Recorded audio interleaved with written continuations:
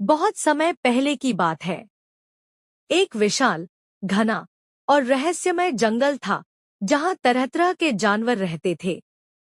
वहां हर ओर हरियाली थी, ऊंचे ऊंचे पेड़, झरने और चहचहाते पक्षी उस जंगल को एक जीवंत चित्र जैसा बनाते थे। उस जंगल का राजा था शेर। वह शेर कभी बहुत ताकतवर था। उसकी दहाड़ से दूर दूर के जानवर कांप उठते थे। शेर का नाम सुनते ही हिरण, सियार, बंदर, सुअर और यहाँ तक कि भालू भी सहम जाते थे। लेकिन समय हमेशा एक जैसा नहीं रहता। जैसे ही वर्ष बीतते गए, शेर बूढ़ा होता गया। अब वह पहले जैसा फुर्तीला नहीं रहा।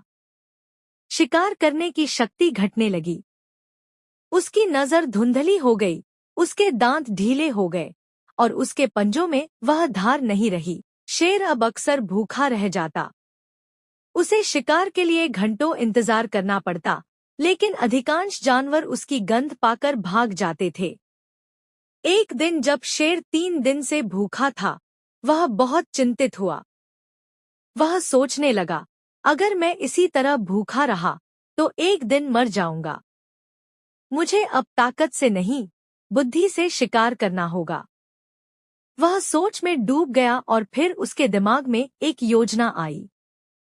उसने सोचा, अगर मैं बीमार होने का नाटक करूं और जानवरों की सहानुभूति जीत लूं, तो वे खुद ही मेरे पास आ जाएंगे। फिर मुझे शिकार के लिए दौड़ना नहीं पड़ेगा। शेर ने जंगल की एक गहरी गुफा चुनी।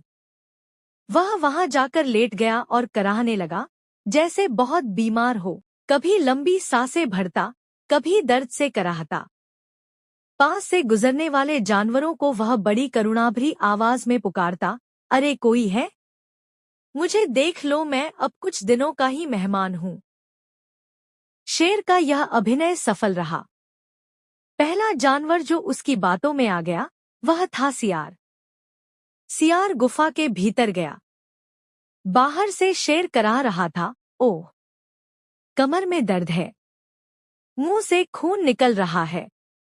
सियार जैसे ही अंदर गया, उसे शेर ने पंजों से दबोच लिया और कुछ ही पलों में उसे खा गया। फिर शेर वहीं लेट गया, मानो कुछ हुआ ही न हो। इसके बाद कई और जानवर उसकी चाल में फंसे, एक हिरण, एक जंगली खरगोश और एक तोता भी। सबके सब गुफा में गए, लेकिन बाहर कोई नहीं निकला। कुछ जानवरों को शक होने लगा, लेकिन कोई खुलकर कुछ कह नहीं पाया। शेर का डर अब भी बाकी था। जंगल में एक चालाक लोमड़ी रहती थी, जिसका नाम था चंद्री। वह छोटी थी, मगर बेहद चतुर और अनुभवशील। उसने सुना कि जंगल का राजा बहुत बीमार है और मदद मांग रहा है। उसने सोचा, शेर और बीमार? ये तो कुछ अजीब बात है। कहीं यह कोई चाल तो नहीं? लोमड़ी ने शेर की गुफा की ओर जाने का फैसला किया, लेकिन सतर्कता के साथ। वह गुफा से कुछ दूरी पर रुकी और चारों ओर ध्यान से देखा। उसे गुफा के सामने बहुत सारे पैरों के निशान दिखे। लेकिन वह एक बहुत अजीब बात देखकर चौंकी। सभी निशान गुफा के अंदर जा रहे थे, लेकिन कोई भी बाहर नहीं आ रहा था। अब लोमड़ी को यकीन हो गया कि कुछ गड़बड़ है। लोमड़ी ने गुफा के बाहर से ही शेर को आवाज दी, हे जंगल के राजा, मुझे खबर मिली कि आप बहुत बीमार हैं।